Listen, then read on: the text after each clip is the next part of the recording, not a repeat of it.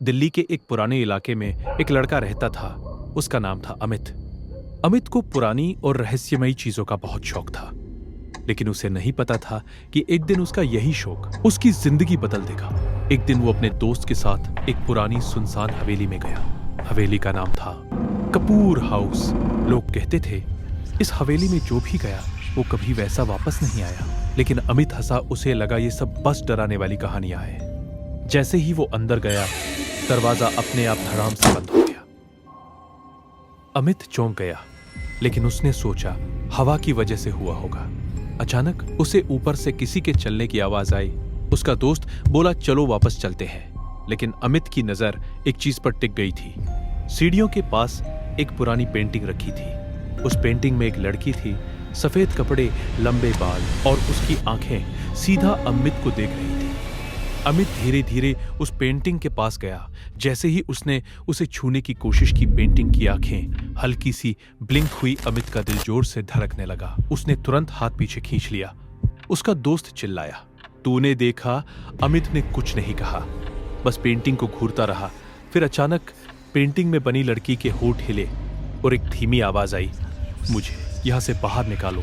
अमित के हाथ पैर कांपने लगे, लेकिन ना जाने क्यों वो पेंटिंग को उठाने लगा। जैसे ही उसने पेंटिंग उठाई, पूरी हवेली में जोर जोर से दरवाजे बंद होने लगे। खिड़कियां अपने आप खुलने लगी और एक ठंडी हवा पूरे कमरे में फैल गई। उसका दोस्त डर के मारे भाग गया, लेकिन अमित वहीं खड़ा रहा, पेंटिंग हाथ में लिए। और तभी पेंटिंग के पीछे कुछ लिखा हुआ दिखा, जो मुझे बाहर लाएगा उसकी जगह मैं ले लूंगी। अमित के चेहरे का रंग उड़ गया, लेकिन सबसे बड़ा झटका अभी बाकी था, क्योंकि जैसे ही उसने फिर से पेंटिंग की तरफ देखा, उस लड़की की जगह अब पेंटिंग में अमित खुद खड़ा था और असली अमित धीरे धीरे गायब होने लगा। अमित की आंखें डर से फटी रह गई। वो अपनी ही तस्वीर को पेंटिंग के अंदर देख रहा था, लेकिन सबसे डरावनी बात ये थी, पेंटिंग वाला अमित मुस्कुरा रहा था। असली अमित चिल्लाया, ये क्या हो रहा है? लेकिन उसकी आवाज बाहर नहीं जा रही थी। उसे एहसास हुआ वो धीरे धीरे पेंटिंग के अंदर खिंचता जा रहा है।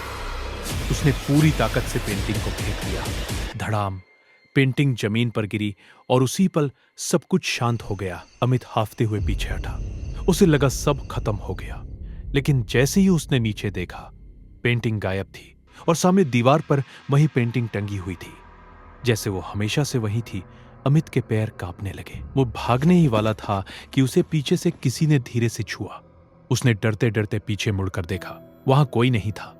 लेकिन फिर उसके कान के पास एक आवाज आई, अब तुम भाग नहीं सकते अमित। वो तेजी से हवेली से बाहर भागा। किसी तरह वो घर पहुंचा। उसने दरवाजा बंद किया और सीधा अपने कमरे में चला गया। उसने सोचा सब खत्म हो गया, मैं बच गया। लेकिन तभी उसकी नजर सामने दीवार पर गई और उसका खून जम गया।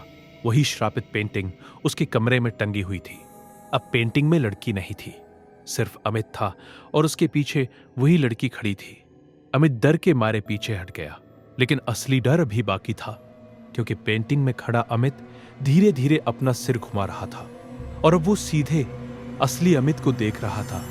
फिर उसने पेंटिंग के अंदर से हाथ बाहर निकाला और बोला, अब मेरी बारी है बाहर आने की। अमित चिल्लाया, लेकिन इस बार उसकी आवाज पूरी तरह गायब हो चुकी थी और अगले ही पल कमरे की लाइट बंद हो गई। कुछ मिनट बाद जब लाइट वापस आई, कमरे में कोई नहीं था। सिर्फ दीवार पर एक पेंटिंग टंगी थी, जिसमें अमित और वो लड़की दोनों मुस्कुरा रहे थे। कमरे में सन्नाटा था। दीवार पर टंगी पेंटिंग में अमित और वो लड़की मुस्कुरा रहे थे। लेकिन असली कहानी अब शुरू होती है। अगले दिन अमित की मां ने पूरे घर में उसे ढूंढा, लेकिन अमित कहीं नहीं मिला।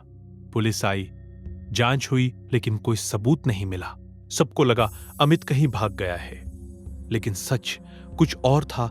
अमित की मां फिर से उसके कमरे में गई। जैसे ही उसने पेंटिंग की तरफ देखा, इस बार पेंटिंग में अमित रो रहा था। उसकी आंखों से आंसू बह रहे थे और वो जैसे कुछ कहना चाहता था। अचानक कमरे में ठंडी हवा चलने लगी और पेंटिंग के अंदर से आवाज आई, मां मुझे बचा लो। अमित की मां के हाथ कांपने लगे। वो धीरे धीरे पेंटिंग के पास गई। जैसे ही उसने उसे छुआ, पेंटिंग की लड़की अचानक हंसने लगी और उसी पल कमरे का दरवाजा अपने आप बंद हो गया। अमित की मां चिल्लाई, कौन हो तुम? पेंटिंग में लड़की बोली, मैं वो हूं जिसे सालों पहले इस हवेली में बंद कर दिया गया था। हर 3 साल में मुझे बाहर आने के लिए किसी की जरूरत होती है, और इस बार तुम्हारा बेटा मेरा रास्ता बन गया। अमित पेंटिंग के अंदर से चिल्लाया, माँ इसे मत छूना, ये तुम्हें भी फंसा लेगी। लेकिन देर हो चुकी थी। लड़की ने अपना हाथ बाहर निकाला और अमित की माँ का हाथ पकड़ लिया। अगले ही पल वो भी पेंटिंग के अंदर खिंच गई। अब पेंटिंग में अमित, उसकी माँ और वो लड़की तीनों खड़े थे। लेकिन सबसे डरावनी बात अभी बाकी थी। अचानक लड़की पेंटिंग से बाहर आ गई। अब वो असली दुनिया में थी और उसके चेहरे पर एक खतरनाक मुस्कान थी। वो धीरे से बोली, अब मैं आजाद हूं। एंड कुछ दिन बाद वो लड़की एक नई जगह चली गई, एक नए शहर में, और उसने एक नई पेंटिंग बनाई। उस पेंटिंग में अमित और उसकी मां कैद थे, मदद के लिए हाथ बढ़ाते हुए। लेकिन फाइनल ट्विस्ट अभी बाकी है। वो पेंटिंग एक आर्ट गैलरी में रखी गई और उस गैलरी में हर दिन लोग आते थे उसे देखने। लोग कहते थे, ये पेंटिंग कितनी रियल लगती है, ऐसा लगता है जैसे ये लोग जिंदा है।